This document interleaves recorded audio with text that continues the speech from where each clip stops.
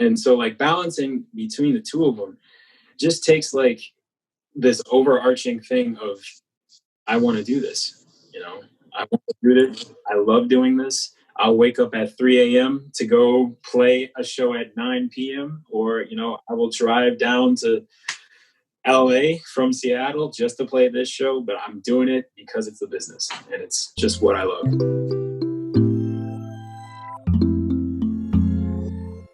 Welcome to the 9th episode of Canciones a Granel podcast. This is our first English spoken episode, so hang on tight because we have a very special guest. Our guest today is Regi Drake. Regi is a guitarist, producer, and songwriter based in Seattle, Washington. He plays in his own band Lofts, as well as with the German-British artist Alice Merton. In today's episode, we talk about how church positively affects the musical careers of many artists in the US, about deciding which university to go to, about touring worldwide and being able to play in a festival such as Corona Capital in Mexico City. Regi mentions as well how he balances his life between two bands, about dealing with COVID and his great passion towards foals. Hope you like this episode. So I wanted to ask you, because I read your bio and everything, and you say you come from a musical family. How musical was it? Because sometimes, there are musicians that come from musical families, and there are musicians that come from not at all musical families. So how musical was your family, and how did it affect like your life growing up as a kid and then as a pro musician? For sure. So my whole family is crazy musical. My dad is a singer, and he does a lot of like wedding bands and like compilation music for a bunch of cool artists. He was a session musician back in the day, and he as he grew older, he became more of like a just kind of like a wedding band, top 40s kind of singer. And I always grew up with like him like learning a bunch of like jazz standards or listening to like Chicago and Earth, Wind and Fire and all those guys. And he was just singing those parts. Yeah. And then my mom wasn't as like professional, but she sang in the church, like all the time. She was always singing like hymnals and all those stuff like that, like hymns. It's pretty great. My brother, he's younger than me. When he came into the fold, he just delved deep into like music theater. So he was like on Broadway, all Cats, Kinky Boots, all those things. He was big into that. And so like when I grew up, I wanted to be a singer too. So I was following dad's footsteps, mom's, that was how that was going. And then, like I would be in the car, my dad would play like some new tunes from like this R&B guy, like maybe George Benson or Sting, something like that. My mom would play like Sade and Mary J. Blige and all those guys. And they have those CDs on repeat. So I'm just listening to it and just like ingraining it into my soul. And then it was probably like my 7th birthday or something like that. My uncle, who was like a military guy, big in the military. He gave me my first guitar, and and my mom was like, "What is this? He's never going to use it." And it was weird, like taking like my singing into playing guitar, right? Because I was trying to sing like my dad, I was trying to sing like my mom, and then this whole new instrument just popped into my lap, and they're like, "We don't know how to play guitar. I don't know how anyone's gonna learn it." Yeah, I just taught myself. I listened to the same songs and things that my dad, mom were listening to, even my brother, and I just listened to it by ear, started playing through. So self-taught. Self-taught. Okay, nice. Self-taught. Yeah, it's weird. Yeah, but there are some very like prolific musicians who were like self-taught. I have a friend of mine who plays Spanish classical guitar. Nice. He was also self-taught, and he is like right now in a very good conservatory in the Netherlands. So it's like, yeah, it's impressive. Like, oh, really? Yeah. Which conservatory? It's in, I think, Maastricht. Oh, okay. I thought it was the Rock Academy for a second. No, I think it's in Maastricht. Yeah. Nice. Yeah, and so you said about singing in church, and I feel that's something here in Mexico. Like, Mexico is a very, very religious country, very Catholic country, but the mass and the service is more like, you read the Bible and passages and so on. But I feel like in countries such as the US, there is more this like singing and devotional sort of aspect. Do you think that's like somehow affects how the musical culture works over there? Oh, absolutely.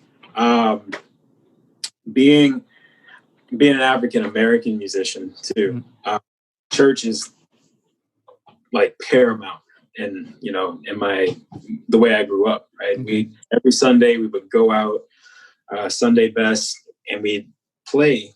I'd be in the church band, I'd be singing in the choir, something like that. But the culture with it is not just spiritual. It's more of like, you get a spiritual feeling when you're singing and playing these things. Right. That's why a lot of my training came from there. Because you're trying to, the best way to put it is you're trying to evoke some sort of like emotional response out of people when you're playing, right? Yeah. And the songs that were in my, AME church were very like uplifting, very powerful, very like, driving. And a lot of players that I knew were trying to chase that drive, like mix in the spirituality with it, with the actual like evocational sounds that they had. Yeah. It kind of, rounds out, the person's musicality in a sense, because you're not just trying to play things on a chart. You're trying to actually tell them, like, experience this, feel this. That's definitely what I shoot for in my musicality, right? I shoot to, like, I could be technical, I could, play crazy riffs and all that stuff, but I'd rather chase the feeling of like having you empathize with why I'm playing the things. And I don't think I would have gotten that if I didn't spend some time in the church. All right. Like, you know what I mean? And it's one thing to just play like a scale crazy fast, but it's another thing to just really hone in and play that one note that's like, wow, dude, that was crazy.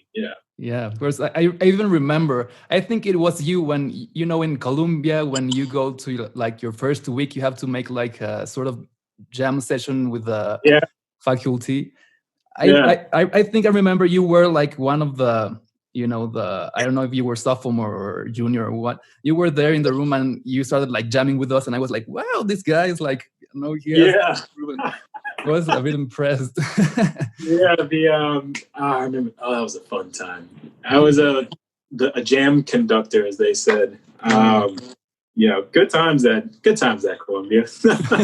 Yeah, and speaking about Colombia, why did you choose? Well, first of all, which state are you from in the U.S.? So I'm from Missouri. Okay. It's kind of like. Come on, geography. It's kind of like southwest a little bit from Illinois. Okay. So I guess from St. Louis to Chicago is probably like a 5.5 hour drive. So I wanted to go somewhere that wasn't going to be too far from home if, it happened. That's kind of one of the reasons why I chose Columbia. There's 1,000 reasons why I chose it. Yeah. So it was because of it being near home, and also like, were you looking for something specific or some teachers or the program or? Yeah. So when I was picking an institution, I guess it kind of started from high school. I was really active in my school's band at the time. Okay. And it started off as a jazz band. We would do like jazz concerts and, kind of like school performances and all that stuff. Yeah. But my teacher, I call him my mentor because he really is. He introduced us to like reggae and funk and hip hop at the same time, right? Yeah. Wow. And it was like this trajectory that was like, oh yeah, we have jazz, but now we have like rock and hip hop and R&B and funk, and it's just like, whoa, this is crazy, like how you can implement all this, right? And then when I was in high school, I would actually get out of school and play some shows with my mentor at that point. So I, like, even outside of school, I was still being ingrained in that, and I wanted to keep that up as I went to college, because I wanted to chase music. I wanted to chase like that feeling of playing rock and jazz, R&B, funk, all that stuff. I wanted it. And of course, I was looking into schools that had a really good music program. Berkeley, obviously. Yeah. You had Belmont that I was looking at too. Honestly, Michigan was something that I was looking into as well. But then I also wanted like a city that I could kind of immerse myself in, that had a music scene as well too. And that was Chicago. Of course, I mean, Chicago. It's blues, blues and hip hop and all that. It's just crazy there. But it also had like an alternative rock scene, which was really cool too. And I was like, well, maybe Chicago sounds like a good city for me to, put my roots in. And then I looked at Columbia, and I had a friend who was actually at that the same high school that I was at, that went to Columbia and had great success there. Like was in the Fold, played with Chance the Rapper for a little bit. Okay. And, just carried on with his legacy. He was like, dude, I mean, honestly, if you want to come up here and test it out, I'll house you. You can check out the school and we can see what's up. Nice. And as soon as I went to Columbia, the amount of genres and the amount of things you can study just kind of blew me away, right? Yeah. I mean, you have jazz studies, composition, you have musical performance, cup, which is what I was doing. Just all of these things, it just kind of boggled me, and I really wanted to chase that. It was almost a no-brainer. Columbia was close. It's a big city. It had it was a musical city, and it had like this amazing feel to it. So I still don't regret it. It's pretty great. Yeah. It was like a combo. Yeah. It was like 1-2 punch kind of thing. And is that where you started Lofts? Yeah, it was. Great story. So my first orientation, they make you go through the halls and like see where you're going to be and get your little student card with the Ventra or whatever on it. Yeah. I was getting my card, and I ran into who is now like still my best friend, Daniel McConaughey. And he's the lead singer of Lofts. We got onto an elevator, and the first thing out of his mouth to me was like, "I'm Daniel. I have an album on iTunes." And I was like, "Oh, oh my God." I was like, "I'm Regi. I just play the guitar." So I'm like, and then like from there, we started like connecting and kind of talking with each other and just seeing where our musical influence is coming from and all that. As we were connecting, we then met up with 2 more people, Chris Kazmarek, who's the bassist in my band, and Connor Fortune. He was a jazz study major at the time. And they kind of came together. We just started jamming. We just started jamming out and doing some cool stuff. Yeah. And then we met one more guy, Zach Gordon. He was in a composition field at Columbia. And, the 5 of us, we just kind of sat there and we were like, we should really do something with all of this. Like this is a pretty good fold. It sounded a little bit like poppy to begin with, but a little bit of like alt rock in between. Yeah. And then we played Biggest Mouth, which is this big old competition. Oh, I remember. Yeah, got him big as mouth. And we were like, yeah, we should keep this going. We should keep, putting some stuff, coals in the fire of this band.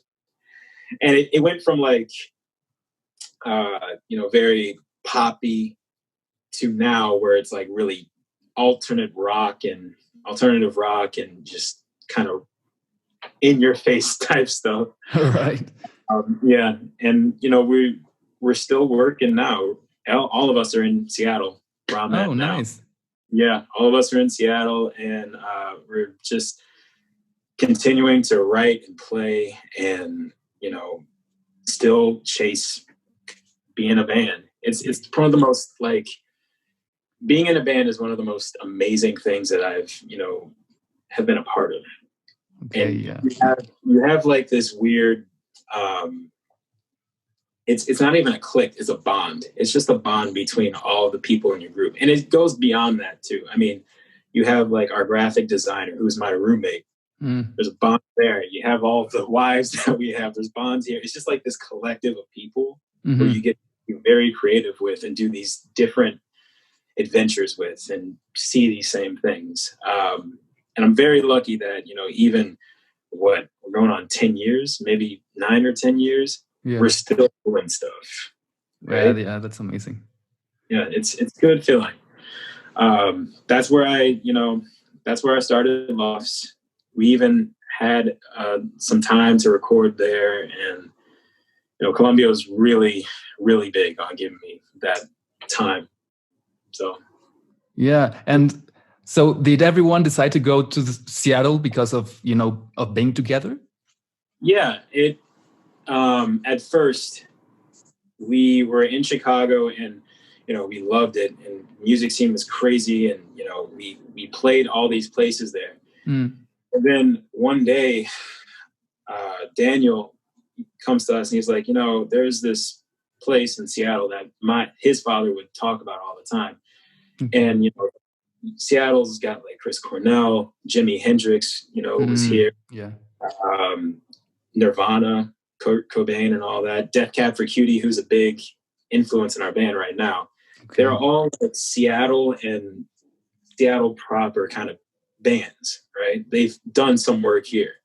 So the three of us, Daniel, me, Chris, and then my roommate now, Ben, we just took a little scouting trip to Seattle, fell in love with the place, fell in love with it. Yeah. And we came back to everybody and we're like, I think we're going to move. I think we should move to Seattle. And so like all of us with their girlfriends and fiancés, like just took a train nice. From Chicago all the way through America and landed in Seattle. Wow. Yeah. And the rest is history. We're kind of doing the same thing we did in Chicago here. So, yeah. And it is a very beautiful place. No, it has I've never been there, but I've seen pictures. It has the forest and the lakes and. Right. It's completely different from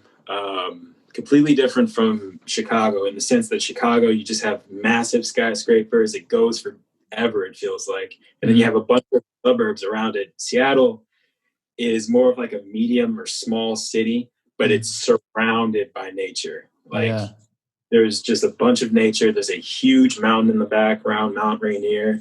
And you're right on the bay, the Sound, we call it, that goes into the Pacific. It's beautiful here. Yeah. Are you like into hiking and all that stuff? Oh, yeah, for sure. Yeah, I hike all the time, it feels like.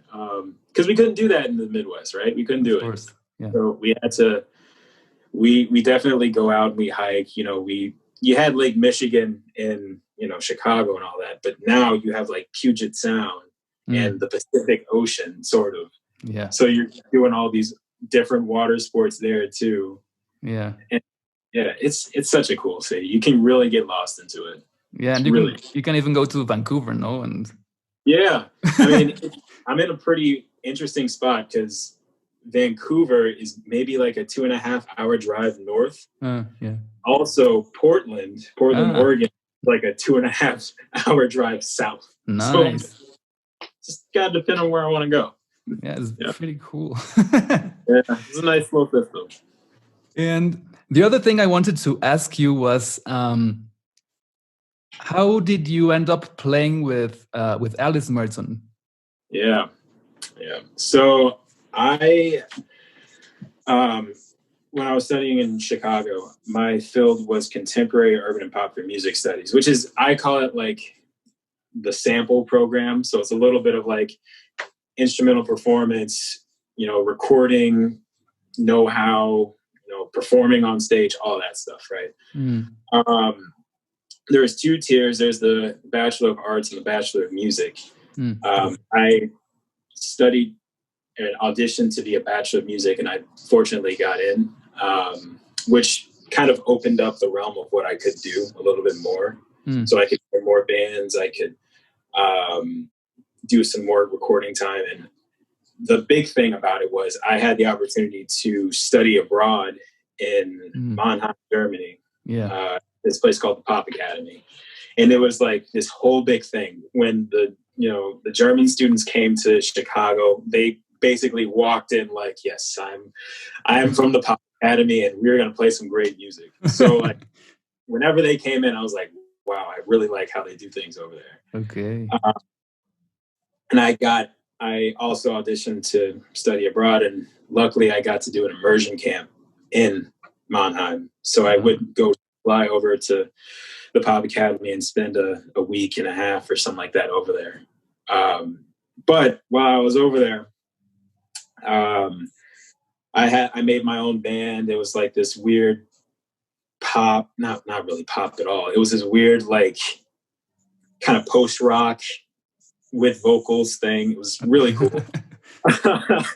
But one of the people who was there at the time was actually Alice, right? And she was there with her own band doing her own music too. Yeah. And so we met kind of crossing paths that way, right? I went back to America, and then I met one of my best friends, Luca Hybe, who's the drummer for Alice Merton right now. Oh yeah, I remember him. Yeah. Yeah, and we made a band in Chicago at Columbia, and we grew really tight there, and everything was really close connected. It was like an R&B project. It was awesome. I miss it. He flies back because he spent maybe a semester here in America. He flies back, and then Alice comes out with No Roots, right? So the hit single that plays practically everywhere, right? Yeah. And Luca joins up with Alice. They do their thing. They have massive success, and they tour in Germany. They tour around Europe, and then they start touring in America, right? And it came the time where they were looking for a guitarist, and Luca was like, "Wow, I know this guy in America. I used to play in a band with him. I feel like he can really fit." Yeah. Goes back to Alice. Alice is like, "Oh, I remember this guy." Yeah. Okay. And then, I just like out of the blue, I get this text from them. And they're like, "Hey, so we have an opportunity for you to tour with us, and want to know if you want to do it." And I said, "Yeah." Okay. And it was basically like the big thing that I really did, because I've done tours before, but nothing on a scale like that. Yeah, it's amazing. Yeah, and right out the fire, I had a few rehearsal dates with them, and right out the fire, I'm playing on like James Corden, The Late Night Show, The Late Late Show.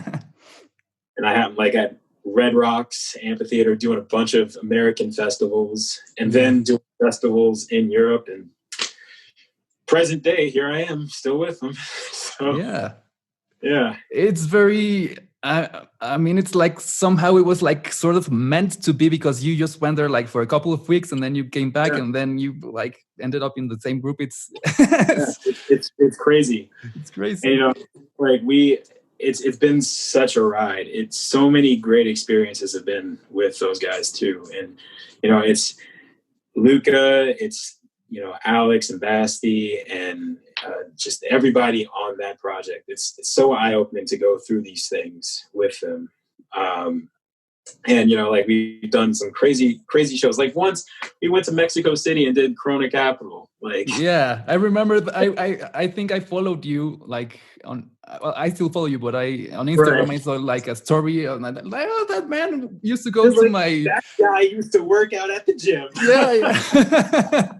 And you were there playing at Corona Capital, which is one of the two biggest festivals here in Mexico, like in the whole country. And I was like, wow, this guy's breaking it. Like he's like, yeah, it was so cool. And I mean, that's the kind of things that, you know, I'm experiencing being a part of that group. Is I'm playing at these festivals that, you know, are just amazing. Like Corona Capital to start, amazing. It was like going into Mexico City. I've never been. It was the first time playing that festival, right? Did you like it? I want to go back so bad, Mateo. That city is so cool. And like food was great. The people were so nice. And then just going to that festival, the energy, it was one of the best festivals I've played. And I'm not just saying that. Like I remember being on stage and just playing just songs, just playing songs that, you know, maybe weren't as recognized as her single. And the energy was just ridiculous. People were screaming, shouting. Like she would walk up to the beginning of the stage and like people were like, oh my God. Or like I would do like a little crazy move at the other side of the stage and people were like, whoa, what's going on? I'm like, dude, this is and it was just, you could feel the love from that performance. You could just really feel it. Nice. But yeah, like you get to play these places that, you know, you haven't really thought about or don't even know anything about. And it's cool to, you know, see and empathize with people. They might not speak the same language as you, but they can at least feel what you're playing. And that's what I go for, you know, like you can feel like the intensity that I'm bringing off and they like the intensity and they throw it back at you. And it's just like the reciprocal thing. It's really cool. Sort of like church, no? What you said like in the beginning. It's funny. It's just this not even recycled. It's just this cycle of good vibes that go from and to you. You know, you throw it and it comes back. It's perfect. Yeah.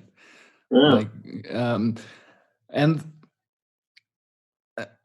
how do you like balance being into bands and having to go on tour? And it's, you know, it's definitely something that I always try to practice because both of these different bands are intense in their own way, right? I have my personal band that I, you know, put my heart into. It's my creativity with my friends that I've known for years. And then you have a project that is huge and, you know, going around globally. And you're working with like schedules and high TV performances and, you know, making sure that you're in the plane on time or on the car on time. It's very like strict and rigid. I find the similarities between the two though. Like you remember why you're in bands, right? Remember why you play on a level like this. It's because you like sharing your soul to a bunch of new fans, right? And all the struggles in between are necessary to get you to that 90-minute set on the stage where you get to just tell yourself to who these people who you are, right? Of course, yeah. And you also do it for the experience, I feel. Like with Lofts, obviously I'm going to have different experience there as opposed to Alice Merton. Like I'll have these experiences, but they're in a way they connect, you know. Like you're still going through these adventures with both of these people in these groups that you put your soul into, and you still have these crazy outcomes that come out of it, right? And so like balancing between the two of them just takes like this overarching thing of I want to do this, you know. I want to do this. I love doing this. I'll wake up at 3 a.m. to go play a show at 9 p.m. or, you know, I will drive down to LA from Seattle just to play this show, but I'm doing it because it's a business and it's just what I love. And do you feel somehow, because I know you are a very athletic guy, you know, that discipline reflects into this? Yeah, absolutely. It's a lot of discipline and accountability. One thing I would say is try to get that routine going of just putting daily deposits into practicing, into finding new shows, into being a musician, right? It's trying to always chase that. I've been saying chase the entire time, but you're chasing this whole thing of being professional, being, you know, a musician, right? Or being whatever you want to be. Yeah. It just takes you putting some time and effort into it, understanding why you're doing it, like trusting that what you're doing is going to make an impact down the road, right? So trusting the process.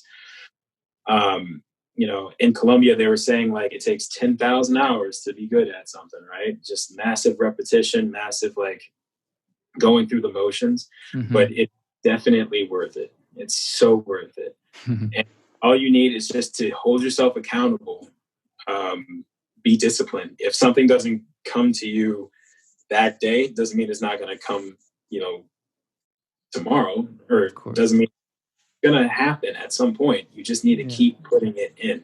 You know, I say these things because, you know, I'm basically like everybody else in the sense that, you know, you're going to be practicing. Oops, sorry. Like you're gonna be practicing, and you're going to be practicing for a while, and you're going to be wanting new shows. You're going to be wanting to play with somebody, and they might not come that day, but you know, they're going to be there. They're going to see it. All these things that you put into focus, you know, are not going to be unseen. Like you're going to see them at some point. Someone's going to notice it, and they're going to be like, "You got something. Let's do something about it." Right. And I just feel like that's just me to a T. You know, you're just kind of practicing in your room. And it's like, yeah, this is cool. This is cool. I'm gonna go do something about it. And then out of nowhere, it's like, hey, you do some good stuff. Let's put you somewhere. It's a feeling. Yeah. And I don't know how much time do you have left just to. Oh yeah, go for it. Okay.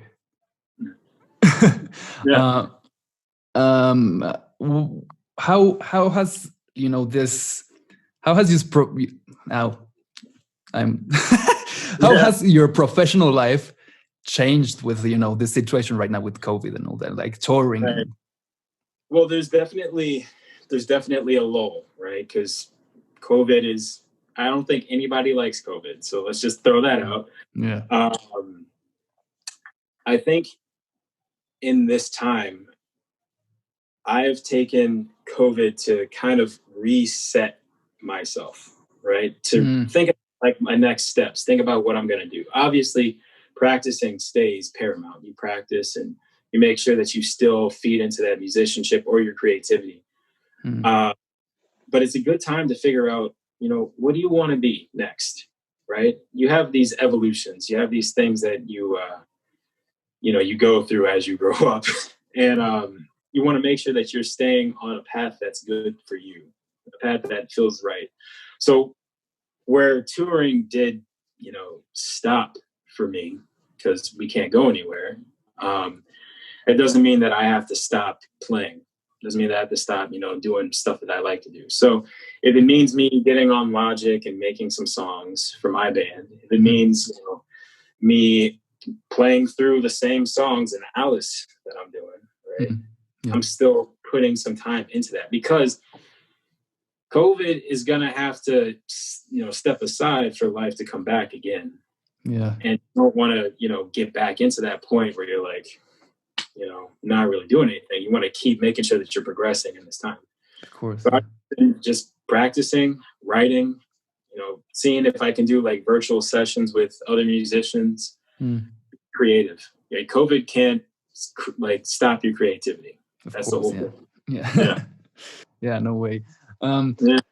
For this, this is like, I would like to go to the next, like last part of the interview. Sure. Which is divided into first there's the tailored questions, which are questions that I made specifically for you that I thought would be like good to ask you, and then the final questions that I ask to every guest. Nice, cool. So the first one of the tailored questions is I see that I even remember that you played foals, the British band Foals a lot in the gym. Like, why do you like them so much? Listen, and I hope Foals listens to this too. Foals is my absolute all-time favorite band I've ever heard. And I think it's because it mixes so many of the things that I like, which is like, I like, using crazy sounds and, dreamy passages, but I also like hitting hard. So like being aggressive when I play guitar, being kind of wild. Yeah. But everything that band does just strikes me very well, right? Mm-hmm. If I'm in the gym and I'm working out, I'm usually listening to Foals because it's hype. It's a hype kind of band, right? If I'm trying to, work on my pedal board, I would usually listen to some of the work that Giannis and Jimmy and Edwin at the time would do, or he's still there. And it's just kind of, it helps me kind of get a scope of what kind of player I want to be. Because if you see Foals live, they're rambunctious. You'll see, Jimmy jumping up and down in one place. Giannis is screaming into the mic. Maybe he's climbing the rafters somewhere. Yeah. And then you have like the people in the back, like, you got like Edwin just really honing in on the keyboard, just really focusing in, and Jack just hammering it on the drums. That's really good beat. And it's the perfect storm of a band, in my opinion. Like, you got good lyrics. They can go hard or they can go easy. They have great melodies. They're technical. They're very technical. Yeah. And they know how to party. They know how to get people up and like rouse people. It's perfect band. Oh my God, I love them so much. Which one's your favorite album from them? It's so hard for me to think about that. I think obviously I'm listening to Everything Not Saved Will Be Lost Part 1 and 2 right now, like heavy. Yeah. I still think Holy Fire, it's a tie between Holy Fire and What Went Down. Okay. Because I introduced to them through Holy Fire. And specifically Inhaler. That was the one that introduced it to me. And I hated the song for a little bit. And I kept listening to it, and I was like, wow, I actually really don't hate this song. This song is probably my favorite song ever. Yeah.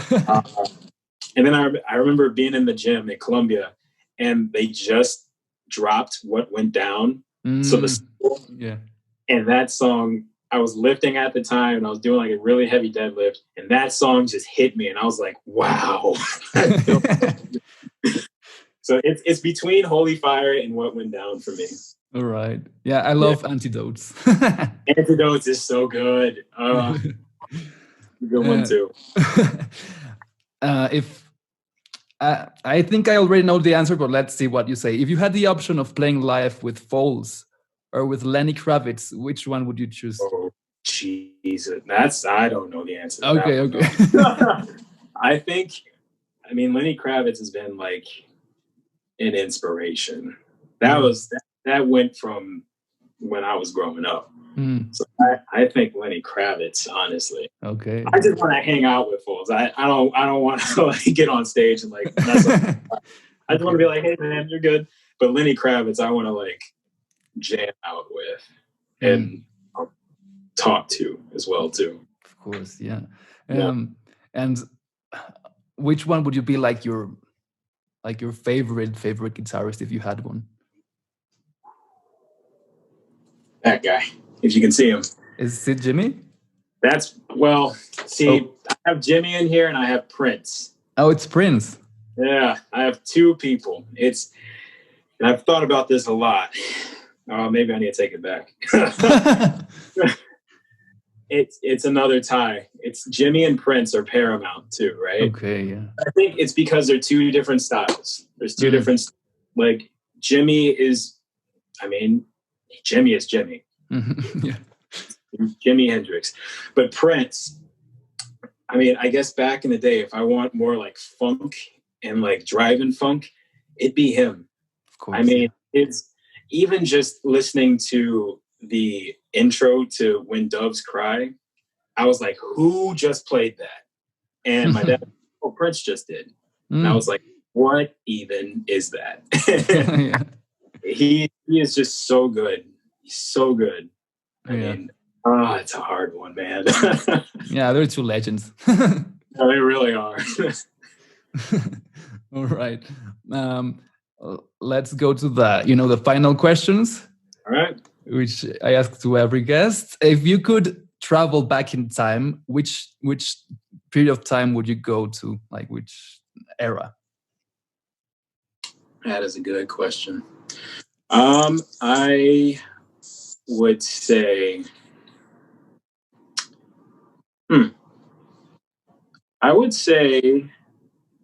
like the early 80s.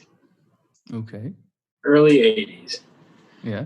What? Or like late 70s. Early 80s, late 70s. I mean, all racial injustice aside.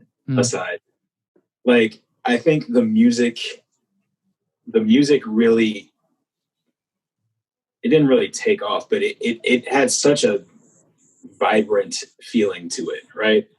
Like there was just so much of like, people were doing these crazy inventions with new sounds, like song form changed altogether. Way they approached it was just so interesting to me, right? As opposed to like, I mean, I grew up in the 90s, so I kind of was immersed in all the, current hip hop and all that stuff. But like, for example, hip hop back in that day, crazy stuff. Like, so interesting. And then just listening to mainstream pop back in the day, like Take On Me and stuff like that. You're just like, how do they think of these things? Like, why did they put that synth there? I want to be in that area just to feel that vibe, Yeah. Okay. And if you could meet someone from that time, who would you like to meet? Ooh. Meet someone. Huh. Man. I guess Prince. Yeah, okay. I guess Prince. Yeah. Yeah, of course. Yeah. No brainer. I feel like I'm reading his, a friend of mine gave me his book, one of his books, but it was like a book where it was like on his last few words, he called one of these people to actually listen to him talk about his life over the phone. And this book is like a collection of that, right?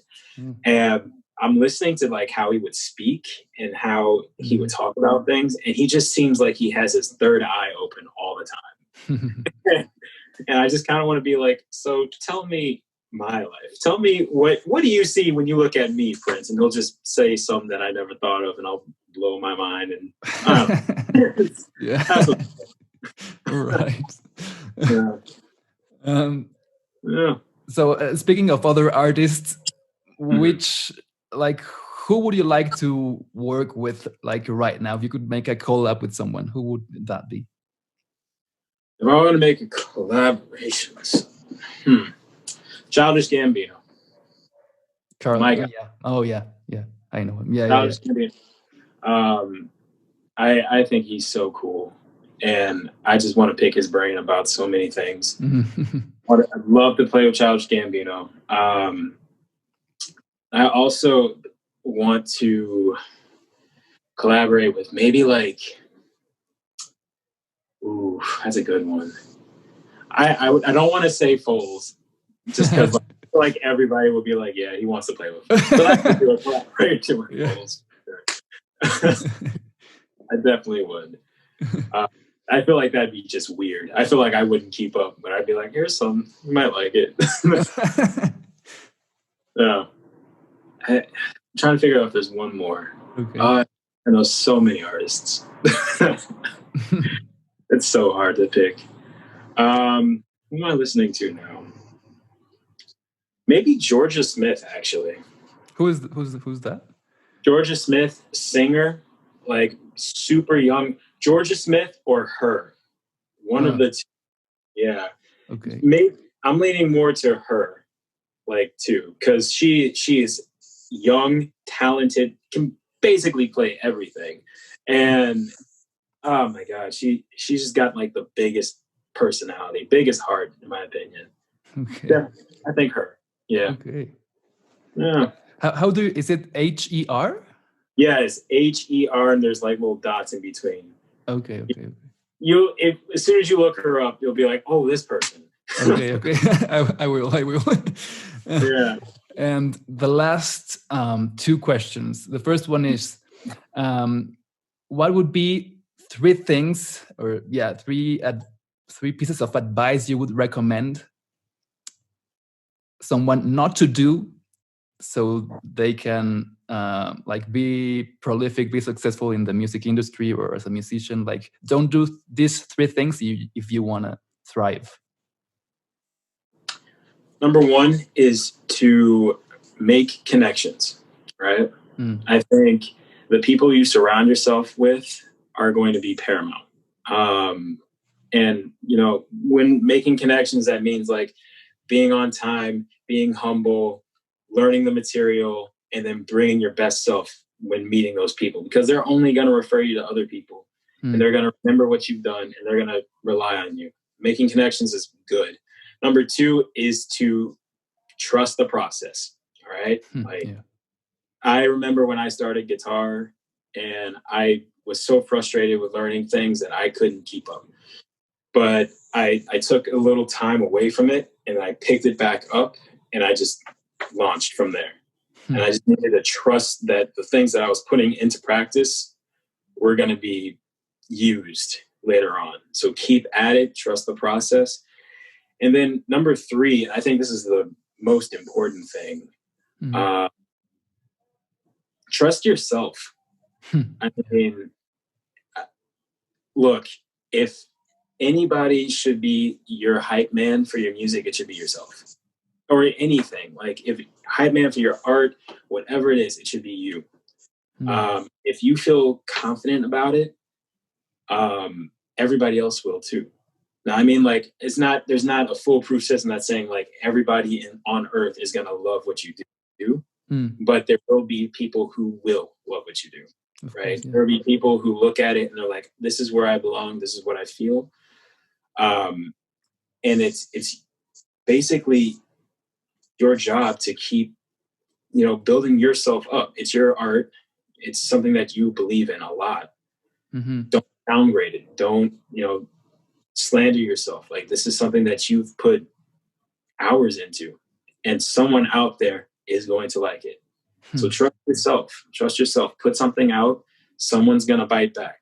It doesn't matter if it's one person or a billion, right? Just someone's going to bite back.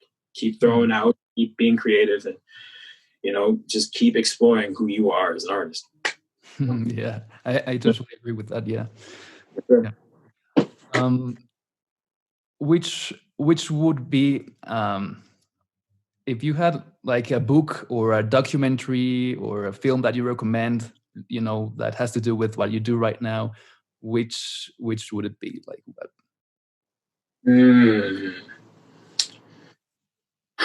Book, documentary. A book I read a while back was called The Big Gig. The Big Gig. The artist, the author's, his name's eluding me right now, but he was a former drummer. He actually used to play with Lenny Kravitz a while back. And he basically just told people about like touring, told people about what a professional musician is. Like, what would you do in this situation?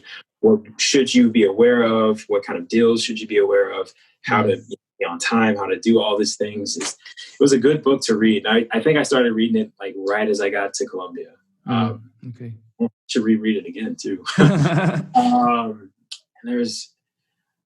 I think in terms of like live shows, and the state of the industry, there's one band that really built me up. It was this band called Mute Math. Okay. And they had it's probably like a 30-minute documentary, not even documentary, it's like a tour documentary. They just put out this album and then they did a whole tour from it. And they were talking about how they created the album into how they toured. And it was very enlightening to me because they were talking about like what it means to be in a band, what it means to, make music. And they were doing it in crazy ways, like using their bathrooms for like, echo and reverb and even just being creative like that. They don't need anything fancy. Yeah. But what my takeaway from it was like, you can be creative, even with the most minimal stuff. Yeah. You can be creative and you can do incredible things through that. Yeah. And that creativity is going to be different from person to person because it's your take on that creative activity, right? So seeing that and reading those were very, very good for me. And then you take some time away to just kind of absorb it all and put it into yourself. And I think that's where the real true, artist self comes into play. Like, how did that affect what you do now? Good stuff to think about. Okay. Do you know, is it Mute Math or? Yeah, Mute Math. So MUTEMATH. Okay, yeah. So I got it right. Okay. Yeah. All one word. Okay. Yeah. One word. Okay. Yeah. Do you know? Last. What do you have anything you would like to share? Like, what's next for your projects or? Yeah. Okay. Well, when COVID cancels out some steps, I'll be going back on the road. Hopefully, other countries will let this American in. And with my boys back here, still writing, still creating. Keep on the lookout for us. Try not to say too much. Keep on the lookout for Lofts because some stuff. Okay. Yeah. Cool. Well, like, Regi, thank you very much.